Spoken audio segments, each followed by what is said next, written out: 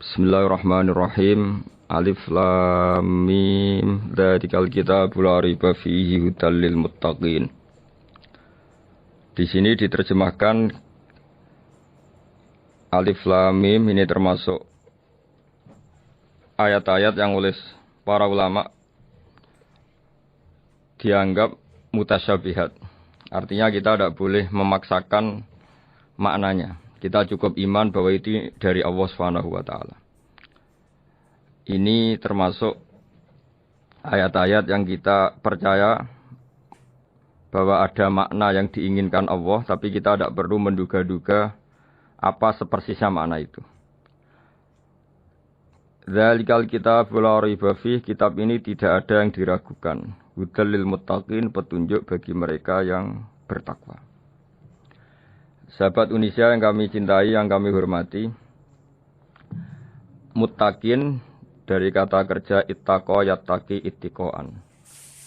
Maknanya adalah menjaga diri.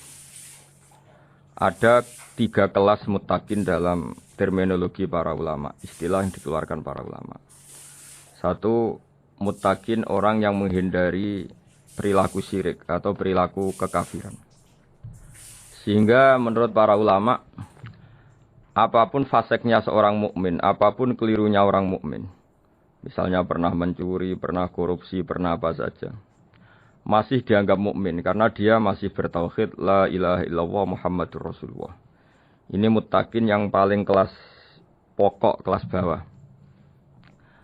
Kemudian ada muttaqin kelas kedua, yaitu mereka yang menghindari dosa besar tapi tidak bisa menghindari dosa kecil. Misalnya bisa menghindari dosa zina, tapi dia bisa menghindari dosa melihat perempuan yang bukan mahramnya, yang bukan halal bagi dia. Ketiga muttaqin paling ideal, yaitu menghindari dosa besar, juga menghindari dosa kecil, bahkan menghindari sesuatu yang tidak penting. Ini yang dalam terminologi ulama disebut para wali atau para ulama, yaitu yang dalam ayat ala inna awliya Allahi la khaufun alaihim wa lahum yahzanun. Ini penting kami jelaskan kelas-kelas muttaqin supaya bahwa mukmin tidak pernah keluar dari status iman meskipun dia pernah melakukan satu kesalahan besar.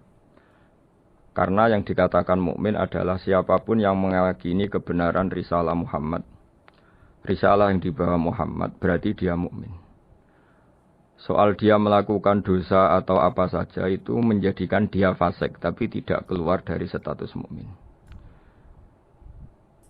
Ini yang dimaksud dalam sebuah hadis, man qala la ilaha illallah dakhalal jannah. Siapapun yang pernah melafadzkan la ilaha illallah iman, maka dia pasti nanti masuk surga.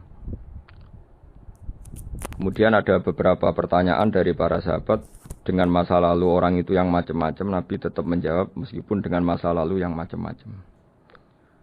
Sebab itu perlu dikaji serius, sebagaimana ada yang ditafsir Sawi bahwa muttaqin itu dari kata kerja ittaqa yattaqi ittiqaan atau ittaqa yattaqi taqwan. Ini maknanya orang yang menjaga diri. Tentu menjaga diri ini ada yang kelas premium, kelas sempurna. Jadi sesuatu apa saja yang bahaya kita jaga, termasuk dosa kecil, melakukan hal yang tidak penting. Ada orang mukmin yang hanya bisa menjaga dari dosa kekafiran, dosa kemusyrikan. Ini pun dengan segala kesalahannya masih ada kemungkinan dimaafkan Allah. Karena Allah pernah berfirman, innallaha la yaghfiru ayyushraka bihi wa yaghfiru ma duna dzalika liman yasha. Allah tidak akan memaafkan dosa syirik, tapi Allah masih bisa memaafkan atau masih berkenan memaafkan dosa di luar syirik. Kemudian yang perlu mengerti oleh sahabat Indonesia adalah makna la raiba fihi. Ini yang perlu kami ungkap, bahwa Al-Quran ini tidak ada keraguan padanya.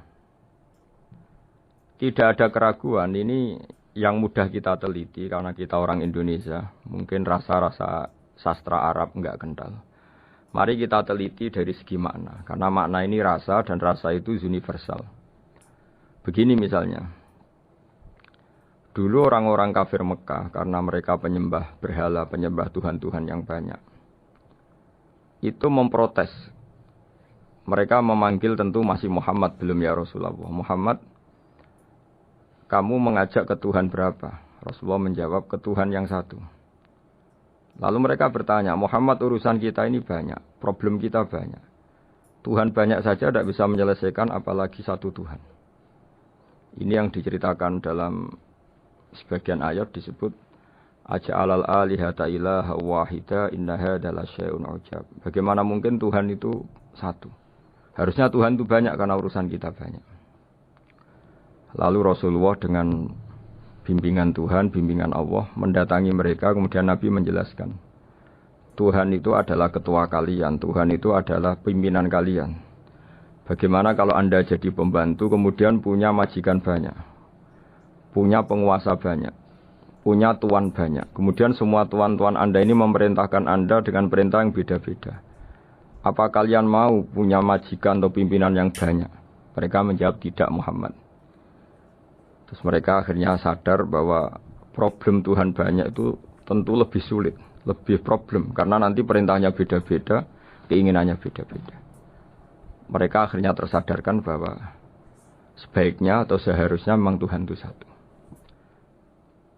Jadi Rasulullah SAW menjelaskan logika bertauhid itu dengan sekian variasi, dengan sekian logika.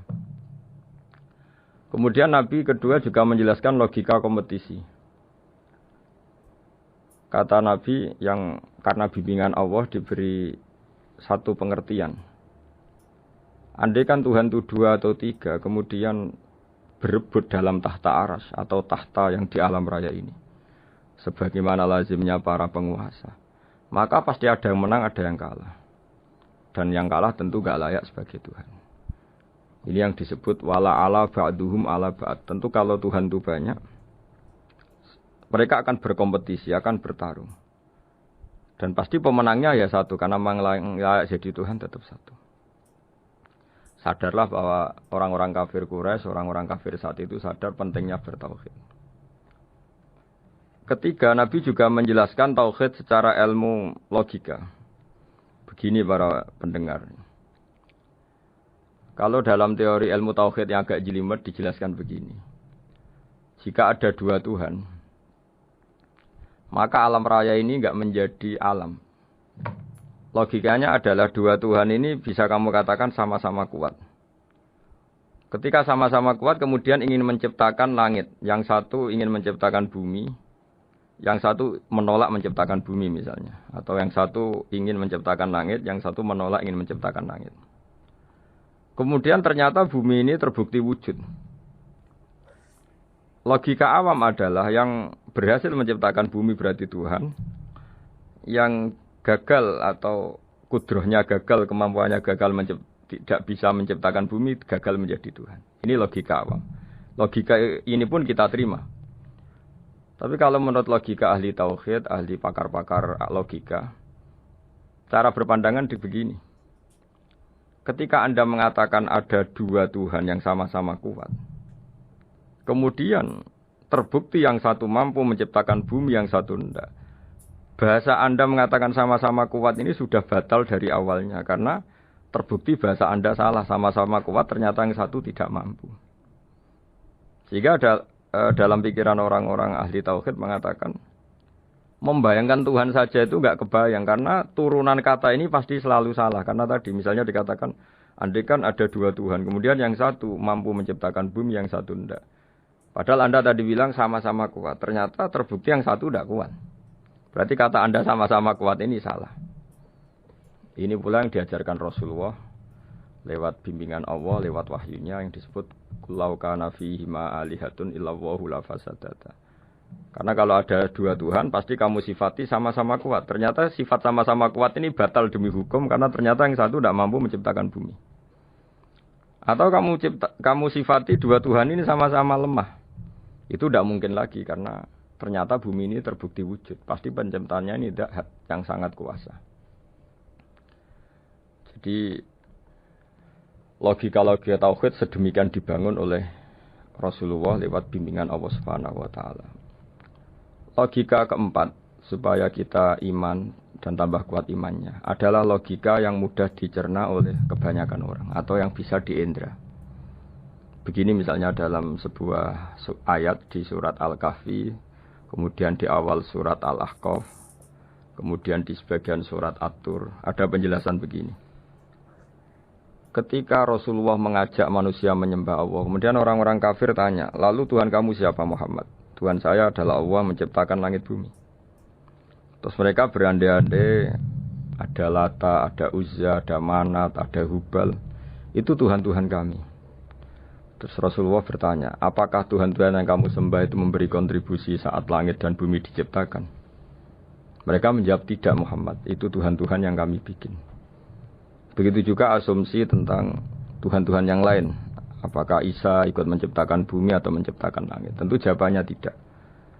Karena Isa lahir di bumi, orang tahu tanggal lahirnya, tahu tahunnya, dan sebelum ada Isa juga sudah ada bumi. Sehingga untuk menetapkan tauhid, berkali-kali Quran tanya, Amman khalaqas samawati wal ardo, siapa sih yang menciptakan langit bumi? Siapa sih yang menurunkan air dari langit? Siapa yang mengatur ini, itu, ini, itu? Akhirnya mereka menjawab, itu semua Allah Muhammad. Begitu juga kemungkinan setan misalnya. Setan itu fisik atau makhluk atau apa saja yang tidak kita lihat. Kemudian setan itu lewat rayuannya, lewat tipu dayanya ingin disembah. Kata Allah menjelaskan ini, ma asyadduhum khalqas samawati wal ardi wala khalqa anfusihim. Kamu tidak perlu takut sama setan atau apalagi menuhankan setan. Setan itu tidak yang punya reputasi menciptakan langit dan bumi. Bahkan setan tidak bisa menciptakan dirinya sendiri. Ini menjadi pengetahuan bagi kita. Betapa bagi pakar-pakar tauhid, ahli tauhid. Ketika setan nyatanya diusir dari surga. Itu pun versi mereka. Versi mereka pun mengatakan seperti kita bahwa setan itu diusir dari surga. Dan ya keluar dari surga. Kalau setan itu Tuhan, tentu diusir gak mau. Karena di surga itu nikmat. Ketika setan diusir dari surga, ya keluar. Dia juga jadi makhluk yang hina-dina. Berarti dia tidak punya kekuasaan. Bahkan pada dirinya sendiri.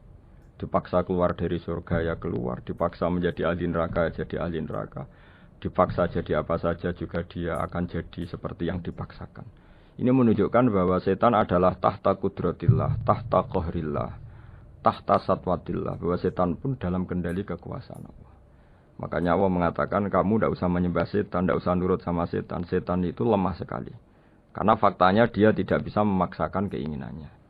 Ini yang oleh Allah disebut dalam firman-Nya inna kaidas syaitani kana dhaifa. Setan itu lemah sekali. Ini perlu saya sampaikan ke para pendengar Unisia bahwa bertauhid itu ada sekian logika. Logika kelima adalah logika orang awam. Awam sekali. Suatu saat ada perdebatan antara Abul Hasan al-Asy'ari. Abul Hasan al-Asy'ari ini tokoh ahli sunnah paling populer dalam ilmu logika. Dia mengatakan orang menemukan Tuhan itu harus lewat logika yang cermat. Tidak boleh taklid, hanya ikut-ikutan. Dia harus menemukan satu argumentasi bahwa Tuhan atau pencipta langit itu ada. Kemudian ada satu problem di mana orang-orang kampung atau orang-orang yang lugu atau orang-orang awam itu tidak bisa ilmu logika, ilmu mantek kalau dalam bahasa pesantren. Kata Abu Mansur, kata Abul Hasan al-Asy'ari, itu masih mungkin. Alhasil para ulama ini meneliti ke orang-orang yang lugu, yang di kampung, yang petani, yang lugu sekali. Apa yang mereka temukan? Ternyata mereka punya cara logikanya sendiri untuk menemukan Tuhan, Sang Pencipta. Pernah suatu saat ada seorang petani lugu, biasa menggembala unta, ditanya, Bima araf tarubak, lalu kamu yang petani ini yang hanya ngurusi sawah, ngurusi ladang, dengan cara apa kamu tahu kalau Tuhan itu ada? Si petani tadi marah besar dan dia mengatakan, Al-ba'ratu tadullu alal ba'ir wa asharul aqdam yadullu alal masir. Kata petani tadi, yang namanya ada kotoran unta, pasti ada unta.